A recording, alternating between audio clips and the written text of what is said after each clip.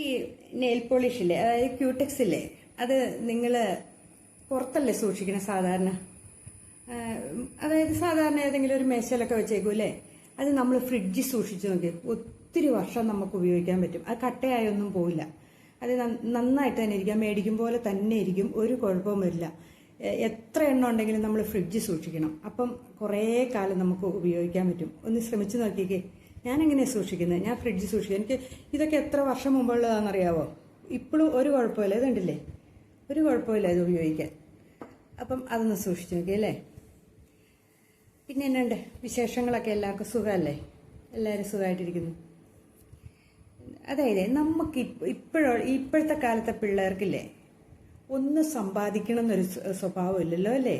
അവർക്ക് അപൂർവം പിള്ളേർക്ക് ഉണ്ട് കേട്ടോ സമ്പാദിക്കണം. അല്ലാണ്ട് പൈസ സമ്പാദിക്കണമെന്നോ നാളത്തേക്കൊരു ഇത് വേണമെന്നോ സ്ഥലം സമ്പാദിക്കണമെന്നോ ഒന്നുമില്ല.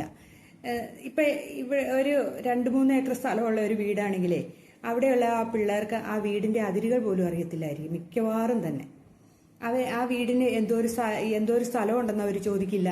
അച്ഛനും അമ്മയും പറഞ്ഞു കൊടുത്തെങ്കിൽ മാത്രം വല്ലതും അറിഞ്ഞെങ്കിലേ ഉള്ളൂ. അല്ലെങ്കിൽ അവരത് അന്വേഷിക്കാൻ പോലും പോവില്ല. അവർക്ക് കുറെ നല്ല ജങ്ക് ഫുഡുകൾ വാങ്ങിച്ച് കഴിക്കണം, കുറച്ച് കറങ്ങി നടക്കണം, കുറച്ച് കൂട്ടുകൂടണം, അങ്ങനെയുള്ളൂ. പിന്നെ എന്തെങ്കിലും പണിയുടെ കാര്യം പറഞ്ഞാൽ, ജോലി മേടിക്കുന്ന കാര്യം പറഞ്ഞാലോ വലിയ താല്പര്യമൊന്നുമില്ല. ചുമ്മാ അങ്ങ് ജോലിക്ക് പോകാം എന്നേ ഉള്ളൂ. അവർക്ക് വിദേശത്തിന് പോകണമെന്ന് പറയും. അവിടെയും പോയാൽ അവർ പണിയുണ്ടേ. ആ പണി പോലും ഇവിടെ ചെയ്യില്ല അവര്. അവർക്കിങ്ങനെ കറങ്ങി നടക്കണം, സുഖിക്കണം എന്നൊക്കെ ഒരു ചിന്താഗതിയല്ലേ ഉള്ളേ. പണ്ടൊക്കെ നമ്മുടെ കാരണവന്മാർ പഠിപ്പിക്കില്ലേ, പൈസ സൂക്ഷിക്കാനൊന്നുമല്ല എങ്കിലും കുറെ സ്വത്തുണ്ടാക്കണം എന്നും പറഞ്ഞിട്ടുണ്ടായിരുന്നു കാരണവന്മാർ. ഭയങ്കര സ്ഥലം ഭൂസ്വത്തുള്ളവർക്ക് ആയിരുന്നു വില കൂടുതലില്ലേ. ഭൂസ്വത്തില്ലെങ്കിൽ അവരെ അത്രയ്ക്കൊന്നും അംഗീകരിക്കുന്ന കൂട്ടത്തിലല്ലായിരുന്നു നമ്മുടെ പേരൻസൊക്കെ. അതായത് എന്റെയൊക്കെ പേരൻസ് വരെയുള്ളവര്. അത് കഴിഞ്ഞപ്പോഴാണ് ഭൂസ്വത്ത് വേണ്ട, 5 സെന്റിലാണ് 2 സെന്റിലാണെങ്കിലും എന്നെങ്കിലും ഒരു ജോലി കണ്ടെത്തിയാൽ മതി എന്നുള്ള അവസ്ഥയിലേക്ക്. മക്കളെ പഠിപ്പിക്കുക, ജോലി മേടിക്കുക. മക്കളെ എന്നിട്ട് നമ്മൾ അനക്കാതെ വളർത്തും. അതായത് ഒരു പണി പോലും ചെയ്യിക്കില്ല. മക്കൾ എന്തെങ്കിലും ചെയ്യാൻ തുടങ്ങിയിട്ട് ചാടി നമ്മൾ പറയും, അയ്യോ വേണ്ട വേണ്ട വേണ്ട, നീ പോയിരുന്നു പഠിച്ചാൽ മതി എന്ന് പറയും. അല്ലേ, ശരിയല്ലേ? അങ്ങനെ ഒരു കാര്യം നമ്മുടെ മക്കൾക്ക് അറിയത്തില്ല. നമ്മുടെ മക്കൾ അങ്ങനെയാണ് വളർത്തണത്.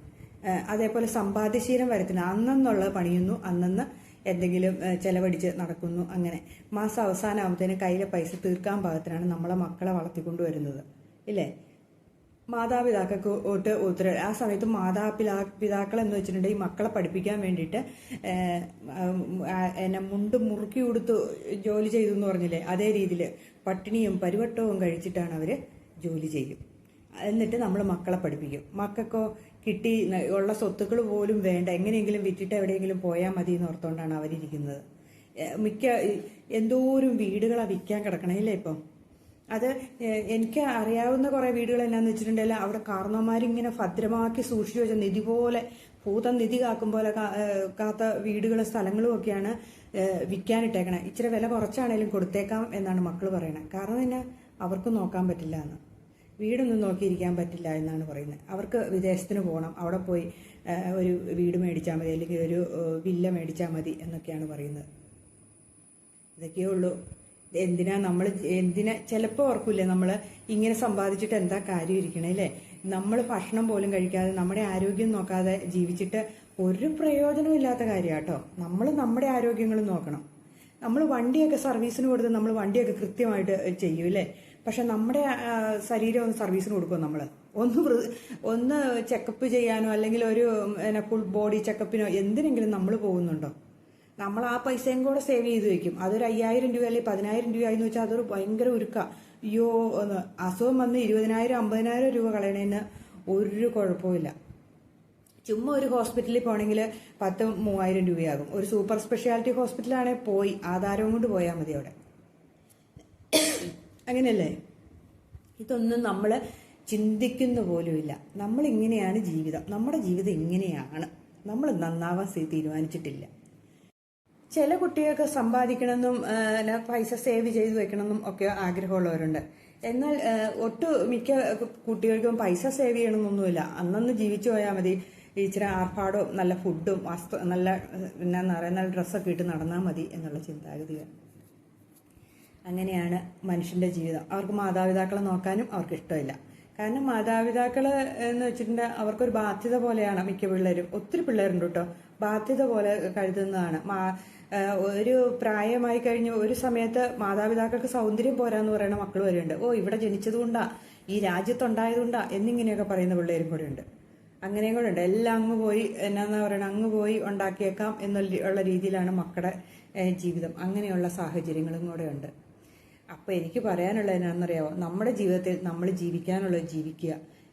അത്യാവശ്യം സേവ് ചെയ്തൊക്കെ വെച്ചേക്കുക. നമുക്ക് പിന്നീടാണെങ്കിലും നമ്മുടെ വാർദ്ധക്യകാലത്താണെങ്കിലും നമുക്ക് ഉപയോഗിക്കാൻ പാകത്തിന് മൊത്തം ഒന്നും മക്കൾക്ക് വേണ്ടിയിട്ട് ചിലവാക്കിയിട്ടൊന്നും ഒരു കാര്യമില്ല കേട്ടോ. കുറച്ചൊക്കെ സേവ് നമുക്കും കൂടെ ചെയ്യുക. നമ്മൾ എവിടെയെങ്കിലും ഒരു സമ്പാദ്യം നമുക്കുണ്ടായിരിക്കണം, നമുക്ക് പിന്നീട് ഉപയോഗിക്കാൻ പാകത്തിന്.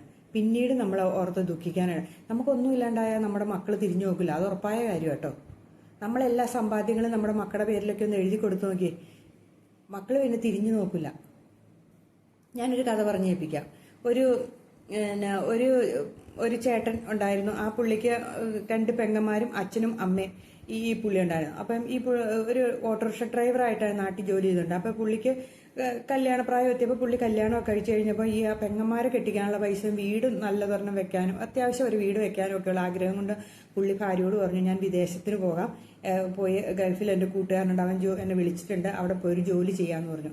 അങ്ങനെ ആ പുള്ളി ഇവിടുന്ന് ഭാര്യയോട്, അപ്പോൾ പോകാൻ നേരത്ത് ഭാര്യ ഗർഭിണിയായിരുന്നു. ആ കൊച്ചിനെ പോലും കാണാണ്ടാണ് പുള്ളി പ്രവാസ ജീവിതത്തിലേക്ക് കടക്കുന്നത്. അവിടെ ചെന്ന് ജോലി ചെയ്തെല്ലാം 5 വർഷം കൂടുമ്പോൾ പുള്ളി വരുമ്പോൾ കൊച്ചിനെ കാണും. ഒരു പ്രാവശ്യം വന്നപ്പം പെങ്ങളെ ഒരാളെ കെട്ടിച്ചു വിട്ടു. അന്നാണ് ആദ്യമായിട്ട് കുഞ്ഞിനെ കാണുന്നത്. അത് കഴിഞ്ഞ് ഒരു 1.5 മാസം നിന്ന് കഴിഞ്ഞിട്ട് വീണ്ടും പുള്ളി തിരിച്ചു പോയപ്പോൾ വീണ്ടും ഭാര്യ ഗർഭിണിയായി. അപ്പം പുള്ളി അവിടെ ചെന്ന് കഴിഞ്ഞിട്ട് 5 വർഷം കഴിഞ്ഞ് അടുത്ത 5 വർഷം കഴിഞ്ഞ് കഴിഞ്ഞപ്പോഴത്തേക്കും 2 മക്കളുമായിട്ട് ഭാര്യ ഇങ്ങനെ ഇരിക്കുന്നു. മൂത്ത കൊച്ചിനെ സ്കൂളിൽ ചേർക്കാറുമായി. അങ്ങനെ അപ്പോഴത്തേന് ഇളയ പെൺകൊച്ചിനെ കല്യാണം കഴിച്ചു വിട്ടു. അത് കഴിഞ്ഞപ്പോൾ പിന്നെ വന്നു കഴിഞ്ഞപ്പോൾ പുള്ളി പറഞ്ഞു, ഇനി ഞാനൊരു ഇച്ചിരി പൈസ ഉണ്ടാക്കി അത് അടുത്ത ഒക്കെ ഉള്ളവരെ കൊണ്ടാണ് കെട്ടിച്ചത്, നമുക്കൊരു കുഞ്ഞു വീടുണ്ടാക്കാമെന്ന് പറഞ്ഞ് അവരൊരു കുഞ്ഞു വീട് ആ സ്ഥലത്തുണ്ടാക്കി. അങ്ങനെ ഇരുന്ന് കഴിഞ്ഞ് ഈ ഭാര്യയാണെങ്കിലും മക്കളെ 2 പേരെയും പഠിപ്പിച്ചു, ഒരുമാതിരി നല്ല വിദ്യാഭ്യാസമൊക്കെ കൊടുത്തു. അപ്പോഴും ഇടയ്ക്ക് 5 വർഷവും 6 വർഷമൊക്കെ കൂടുമ്പോൾ ഈ ചേട്ടൻ വരും. എന്നിട്ട് ഈ മക്കളുടെയും ഭാര്യയുടെയും കൂടെ കഴിയും. അങ്ങനെ ഇരുന്നപ്പോൾ മൂത്ത മകൻ കല്യാണം കഴിക്കാറായിട്ടും ഈ ചേട്ടൻ പോകുന്നില്ല. അങ്ങനെ 30 വർഷം ആ ചേട്ടൻ വിദേശത്ത് ജോലി ചെയ്തു.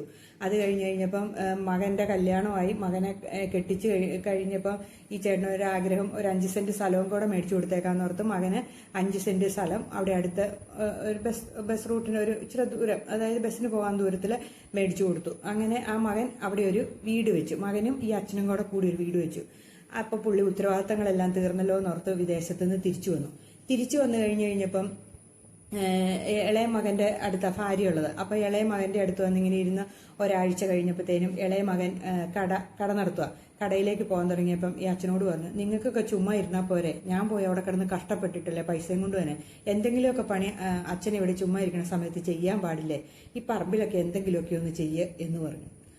പുള്ളിക്ക് അത് തലയ്ക്ക് അടിയേറ്റ പോലെയായി. അപ്പോഴത്തേനും പുള്ളിയുടെ ഭാര്യ കയ്യിൽ കയറി പിടിച്ചു, വേണ്ട മിണ്ടണ്ട എന്നുള്ള രീതിയിൽ. എന്നിട്ട് ഭാര്യ ഈ അച്ഛനെയും വിളിച്ച് മുറിക്കകത്ത് ചെന്ന് കഴിഞ്ഞപ്പോൾ അച്ഛൻ പറഞ്ഞു, ഒരു കാര്യം ചെയ്യാം, നമുക്ക് 2 ദിവസം മൂത്തയാളുടെ അടുത്തുനിന്ന് പോയി കറങ്ങി അടിച്ചിട്ട് വരാം. അപ്പോഴത്തേനും ഇവന് മനസ്സിലാകും ഇവൻ പറഞ്ഞത് തെറ്റാണോ ഇല്ലയോ എന്ന് മനസ്സിലാകും എന്നൊക്കെ പറഞ്ഞുകൊണ്ട് അങ്ങനെ ഇരിക്കുമ്പോഴത്തേനും ഈ ഇളയ മകന്റെ കുഞ്ഞ് മുറ്റത്ത് വീണു കഴിഞ്ഞപ്പം ഈ മരുമകൾ എന്നെ ചെയ്തു, ഈ കൊച്ചിനെ എടുത്തോണ്ട് വന്ന് വെച്ച് ഈ അച്ഛനോടും അമ്മയോടും പറയാണ്, നിങ്ങൾ 2 പേരുണ്ടായിട്ട് ഈ കൊച്ചു മുറ്റത്ത് വീണ കണ്ടില്ലേ, ഒന്ന് നോക്കാൻ പാടില്ല ഈ കൊച്ചിനെ എന്ന് ചോദിച്ചു. അപ്പം തന്നെ ഈ അച്ഛനും അമ്മയും കൂടെ അവിടുന്ന് മൂത്തമാവന്റെ വീട്ടിലേക്ക് പോയി. മൂത്തമാവന്റെ വീട്ടിൽ ചെന്നപ്പോൾ അവിടെ ഭയങ്കര ബിരിയാണി വെക്കലും ചിക്കൻ ഫ്രൈ ഉണ്ടാക്കലും ഭയങ്കര ബഹളം. അപ്പോൾ ഇവരോർത്തു ഇതെന്താ പോലും എന്നൊക്കെ ഇങ്ങനെ ഓർത്ത് കഴിഞ്ഞപ്പോൾ ഇങ്ങനെയായിരിക്കും മൂത്ത മകൻ കഴിയണേന്നൊക്കെ ഇങ്ങനെ മനസ്സിലോർത്ത് കഴിഞ്ഞപ്പോൾ കുറച്ചു നേരം കഴിഞ്ഞപ്പോൾ മൂത്ത മകൻ അച്ഛനോടും അമ്മയോടും പറയാണ്, ഭാര്യയുടെ അമ്മയും അച്ഛനും വരുന്നുണ്ട്, അതുകൊണ്ട് ഇവരെ ഇതുണ്ടാക്കുന്നത് അവർ കുറച്ച് ദിവസം ഇവിടെ ഉണ്ടായിരിക്കും എന്ന് പറഞ്ഞു. ഇവരെ ഒരു മൈൻഡും ചെയ്യാണ്ട് അവർ കിടന്ന് അന്യായ പണിയില്ല. അത് കഴിഞ്ഞപ്പോൾ കുറേ കഴിഞ്ഞപ്പം ഈ ഭാര്യയുടെ അച്ഛനും അമ്മയും വന്നപ്പോൾ ഭയങ്കര സ്വീകരണം, അവർക്ക് ഭക്ഷണമൊക്കെ കൊടുത്തു കഴിഞ്ഞപ്പോൾ ഇവരവിടെ ഇരിപ്പുണ്ട്. കുറച്ച് നേരം അവരെല്ലാം കഴിച്ചു കഴിഞ്ഞപ്പോൾ ഇവരെ വിളിച്ചിട്ട് ഭക്ഷണമൊക്കെ കൊടുത്ത് ഇവർ കഴിച്ചു കഴിഞ്ഞപ്പം ഈ മൂത്ത മകൻ അമ്മേനെ വിളിച്ചിട്ട് പറയാണ്, അമ്മ ഇങ്ങ് വന്നേ ഒരു കാര്യം പറയട്ടെ എന്നും പറഞ്ഞ് വിളിച്ചിട്ട് പറയാണ്, അമ്മേ അതെ, ഇന്നിപ്പോൾ അവരിവിടെ കിടപ്പുണ്ട്. നമുക്ക് 3 ബെഡ്റൂമേ ഉള്ളൂ. അപ്പം ഒരു മുറിയിൽ എൻ്റെ കുട്ടികളെ കിടക്കണേ, ഒരെണ്ണത്തിൽ ഞാനും അവളും, ഒരെണ്ണത്തിൽ ഭാര്യയുടെ അച്ഛനും അമ്മയാണ് കിടക്കുന്നത്. അപ്പം നമുക്ക് കിടക്കാൻ സൗകര്യമില്ല. അതുകൊണ്ട് അമ്മ ഒരു കാര്യം ചെയ്യുക, അച്ഛനെ വിളിച്ചോണ്ട് ഇനി അടുത്ത ആഴ്ച 2 ആഴ്ച കഴിയുമ്പോൾ വാ, അവൻ്റെ അടുത്താണെങ്കിൽ സ്ഥലമുണ്ട്, അനിയൻ്റെ അടുത്താണെങ്കിൽ സ്ഥലമുണ്ടല്ലോ എന്ന് പറയും. അമ്മ ഒന്നും മിണ്ടില്ല തിരിച്ച്. അമ്മ വന്ന് അച്ഛനോട് പറഞ്ഞു, നമുക്ക് വീട്ടിൽ പോകാൻ, ഞാൻ ഗുളികയൊന്നും എടുത്തിട്ടില്ല, മരുന്നെടുക്കാൻ ഞാൻ മറന്നുപോയി, നമുക്ക് വീട്ടിൽ പോകാമെന്ന് പറഞ്ഞുകൊണ്ട് അമ്മ അച്ഛനോട് നിർബന്ധം പിടിച്ചു. അച്ഛൻ പറഞ്ഞു ആ പോവാം എന്നും പറഞ്ഞുകൊണ്ട് അച്ഛനും അമ്മയും കൂടെ ഇറങ്ങി ബസ് റൂട്ടിൽ ചെന്ന് ബസ്സിൽ കയറി, ബസ് കൈ കാണിച്ച് കയറി പിന്നെ സൈഡ് സീറ്റയിൽ ഇങ്ങനെ ഇരുന്ന് കഴിഞ്ഞപ്പം ഈ അച്ഛൻ അമ്മയുടെ കൈ പിടിച്ചിട്ട് പറയാണ്, ഞാൻ വിദേശത്തിന് പോകാം വീണ്ടും, ഞാൻ ഗൾഫിൽ പോയി ജോലി ചെയ്യാം, എന്നാലേ നിനക്ക് ഇവരുടെ കൂട്ടത്തിൽ ജീവിക്കുമ്പോൾ നിനക്കൊരു വിലയുണ്ടാവുള്ളൂ, ഞാൻ പോയില്ലെങ്കിൽ നിനക്കൊരു വിലയും ഈ മക്കളുടെ അടുത്ത് ഉണ്ടായിരിക്കുകയില്ല, ഞാൻ പോകാം എന്ന് പറയും. അപ്പം അമ്മ ഹസ്ബൻഡിൻ്റെ കയ്യിൽ കയറി പിടിക്കും. ഹസ്ബൻഡ് പറയാം, അവൻ പറഞ്ഞതെല്ലാം ഞാൻ കേട്ടായിരുന്നു, നമുക്ക് പോകാം, നമ്മളവിടെ അധികപ്പറ്റ എന്നിങ്ങനെ പറയുന്നു. എന്നിട്ട് നേരെ ഇളയാളുടെ അടുത്ത് ചെന്നപ്പോഴത്തേനും അന്നത്തെ ദിവസം അവിടെ കഴിഞ്ഞ് പിറ്റേ ദിവസം ആയപ്പോൾ ഈ അച്ഛൻ ഓരോരുത്തരെയൊക്കെ വിളിച്ചും ഓരോ പേപ്പറുകളൊക്കെ ശരിയാക്കി വീണ്ടും വിദേശത്തിന് പ്രവാസ ജീവിതത്തിലേക്ക് പോകാൻ വേണ്ടിയുള്ള രേഖകളൊക്കെ ശരിയാക്കി കഴിഞ്ഞ് ഒരു മാസം കഴിഞ്ഞപ്പം ഈ അച്ഛൻ പോകാൻ തീരുമാനിച്ചു. അങ്ങനെ അച്ഛൻ്റെ ബാഗ് പെട്ടിയൊക്കെ എടുത്ത് അമ്മയോട് യാത്രയൊക്കെ പറഞ്ഞ് അമ്മയുടെ നെറുകയിലൊരു ഉമ്മയൊക്കെ കൊടുത്തിട്ട് ഇങ്ങനെ ഇറങ്ങി നടന്ന് ഗേറ്റ് വരെ ചെന്ന് കഴിഞ്ഞപ്പോൾ അച്ഛനൊന്ന് തിരിഞ്ഞു നോക്കി. അപ്പം അമ്മ ടാറ്റയൊക്കെ കൊടുത്ത് ആ വാതുക്കൽ നിൽപ്പുണ്ട്. അപ്പം അമ്മ പറയുവാണ്, ഈ അച്ഛനോടായിട്ട് തൊട്ടടുത്തുള്ള ഗേറ്റ്. അപ്പം അമ്മ പറയാണ്, നമ്മളിൽ നമ്മളെ തമ്മിൽ കണ്ടില്ലെങ്കിലോ എന്ന്. കാരണം 65 വയസ്സായി ഇപ്പം അമ്മയ്ക്ക്, അച്ഛന് 67 വയസ്സുമായി. 30 വർഷത്തെ ജീവിതവും കഴിഞ്ഞ് അവിടെ പട്ടിണിയും പരിവട്ടവുമായിട്ട് ജോലി ചെയ്ത ഈ കുടുംബത്തെ പുലർത്താൻ വേണ്ടി സമ്പാദിച്ചോണ്ട് വന്ന അച്ഛനും അമ്മയാണ്. അച്ഛൻ സമ്പാദിക്കുന്നു, അമ്മ ഇവിടെ സേവ് ചെയ്ത് വെച്ചാണ് ഈ മക്കളെ ഇങ്ങനെ ആക്കിയെടുത്തത്. അപ്പം നമ്മളിൽ ഒരാളെ ഉണ്ടെങ്കിൽ എന്താ ചെയ്യുന്നതെന്ന് ഇങ്ങനെ അമ്മ ചോദിച്ചു കഴിഞ്ഞപ്പോൾ അച്ഛനൊന്നും മിണ്ടിയില്ല, അച്ഛനങ്ങ് പോവുകയും ചെയ്തു. എന്താണേലും അത് അറം പറ്റിയ പോലെ തന്നെ 2 വർഷങ്ങൾക്ക് ശേഷം ആ അച്ഛൻ ഗൾഫിൽ വെച്ച് മരിക്കുകയും ചെയ്തു. അമ്മ ഒറ്റയ്ക്കാകുകയും ചെയ്തു. അമ്മയുടെ അവസ്ഥ എന്ന് പറഞ്ഞാൽ ഭയങ്കര ദുരിതം പിടിച്ച അവസ്ഥയാണ്.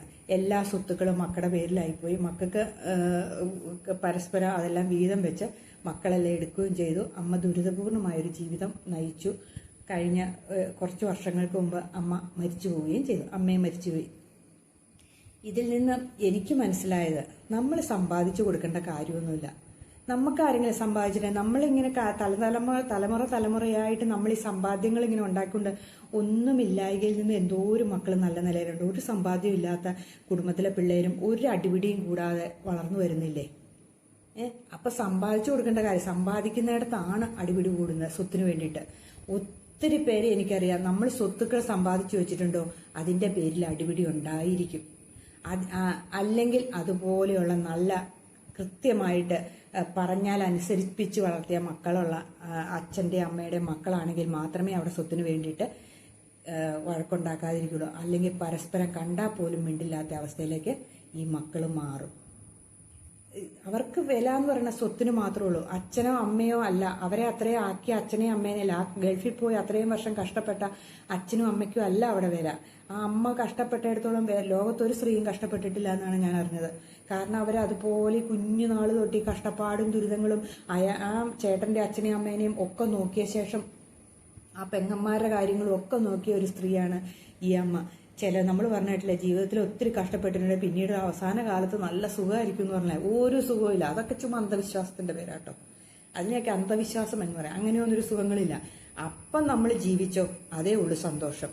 അല്ലാണ്ട് പിന്നെ എപ്പോഴും നമുക്ക് സന്തോഷം ഉണ്ടാകുമെന്ന് ഓർത്ത് നമ്മൾ ജീവിച്ചിട്ടൊന്നും ഒരു കാര്യമില്ല. അപ്പം നമ്മുടെ സ്വത്തുക്കൾ നമ്മൾ കൈകാര്യം ചെയ്യുമ്പം എപ്പോഴും ഒരു ഭാഗം നമ്മുടെ കയ്യിലിരിക്കാൻ ശ്രമിക്കുക. അല്ലെങ്കിൽ നമുക്കൊരു ജീവിതത്തിൽ ഒരു വിലയും ഉണ്ടാവുകയില്ല. നമ്മളെ മക്കളാ കുഞ്ഞുനാൾ തൊട്ട് നമ്മൾ വളർത്തിക്കൊണ്ടു വന്നതെന്നൊന്നും പറഞ്ഞാൽ പ്രായമാകുമ്പോൾ അവരുടെ കാര്യത്തിലേക്ക് എത്തുമ്പോൾ അവർക്ക് നമ്മളൊരു ബുദ്ധിമുട്ടായി തോന്നും, നമ്മളൊരു ബാധ്യതയായി തോന്നും. അത് മിക്ക കുടുംബങ്ങളിൽ തന്നെയുണ്ട്. അപ്പം ഈ കഥ എന്ന് പറഞ്ഞിട്ടുണ്ടെങ്കിൽ എല്ലാ മാതാപിതാക്കൾക്കും ഒരു ഓർമ്മയായിരിക്കട്ടെ എന്ന് എനിക്കറിയാവുന്ന ഒരു ഫാമിലിയുടെ കഥയാട്ടോ ഞാനീ പറഞ്ഞത്. ഒരു ഓർമ്മയായിരിക്കട്ടെ. അപ്പോൾ അറിഞ്ഞും കേട്ടുമൊക്കെ നമുക്കൊരു എപ്പോഴും ഒരു പിടിവള്ളി നമ്മുടെ കയ്യിലുണ്ടായിരിക്കണം. ഒരു ചെറിയ സമ്പാദ്യം, അതായത് നമുക്ക് ജീവിക്കാൻ, നമ്മുടെ ഭാര്യയ്ക്കും ഭർത്താവിനും, അതായത് അച്ഛനും അമ്മയ്ക്കും ജീവിക്കാൻ ഒരു ചെറിയ പിടിവള്ളി ഉണ്ടെങ്കിലുണ്ടല്ലോ നമ്മളെ നോക്കാനും ആളുണ്ട്. ഉറപ്പായ കാര്യം.